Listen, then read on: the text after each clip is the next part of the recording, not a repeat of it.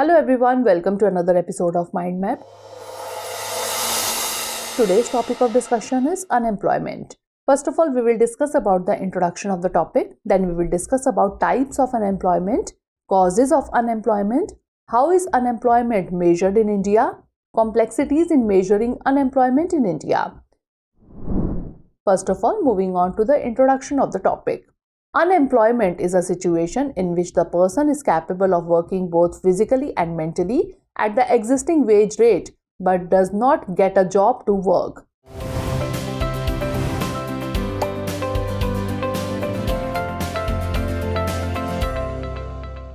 Unemployment as per the International Labour Organization involves being out of a job, being available for work and actively seeking employment. Unemployment according to the OECD, that is Organization for Economic Cooperation and Development, is people above a specific age not being in paid employment or self-employment but currently available for work during the reference period. Now moving on to types of unemployment. First is disguised unemployment. It is a phenomenon wherein more people are employed than actually needed. It is primarily traced in the agricultural and the unorganized sectors of India. Second is seasonal unemployment. It is an unemployment that occurs during certain seasons of the year. Agricultural laborers in India rarely have work throughout the year.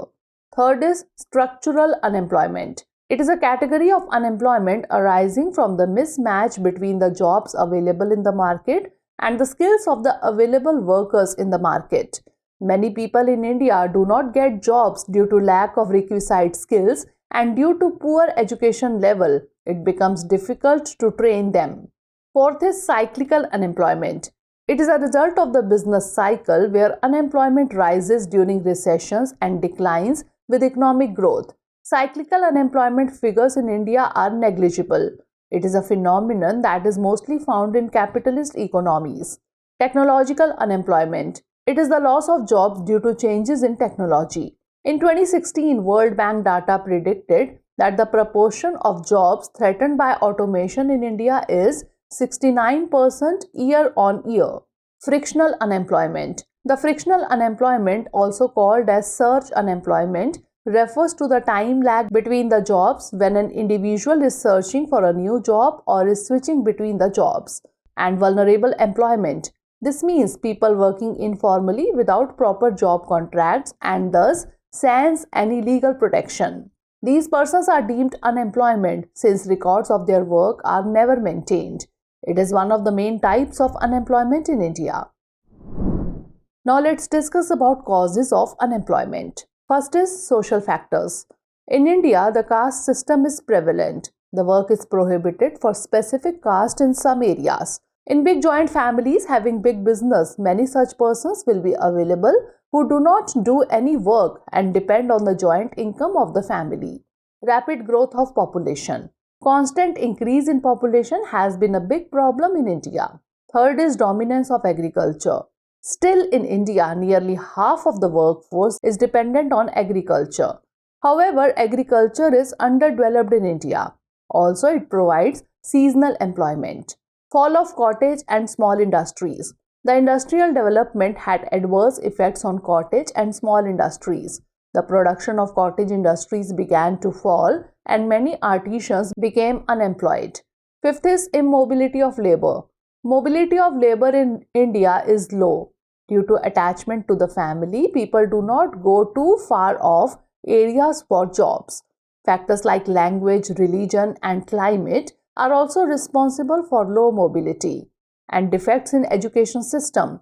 Jobs in the capitalist world have become highly specialized, but India's education system does not provide the right training and specialization needed for these jobs. Thus, many people who are willing to work become unemployed due to lack of skills.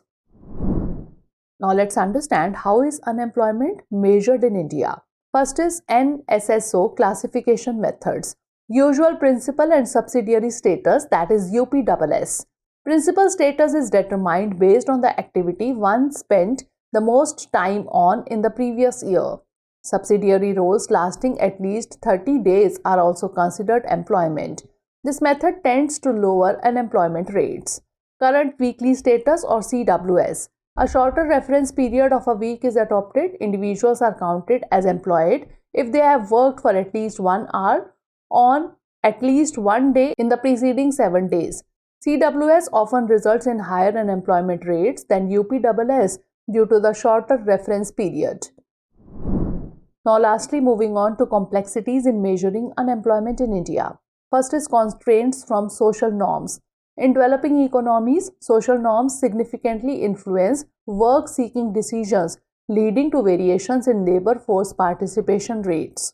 For instance, a 2009-10 NSSO survey revealed that 33.3% of rural women and 27.2% of urban women aged 15 and above engaged in domestic work should be willing to work if it were available within the premises of the households, but they are not counted among the unemployed because they are not actively job hunting. Second is informal sector complexity. In contrast to developed economies, the informal nature of jobs in India complicates measurement.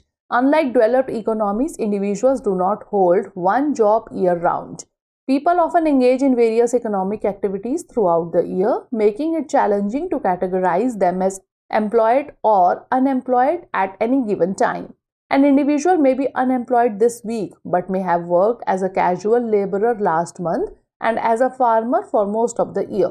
And third is rural versus urban disparities. The low threshold for employment in UPSS explains why unemployment rates are typically lower in rural areas than in urban areas. In agrarian economies, access to family farms or casual agrarian work increases the likelihood of finding some work. Now it's time for the practice question. First of all, prelims-based question. Disguised unemployment generally means a large number of people remain unemployed, alternative employment is not available, marginal productivity of labor is zero, or productivity of workers is low. And now mains question. Discuss the issue of unemployment in India. What India should do to check rising unemployment. So that's all for today. Stay tuned for the next episode. Thanks for watching.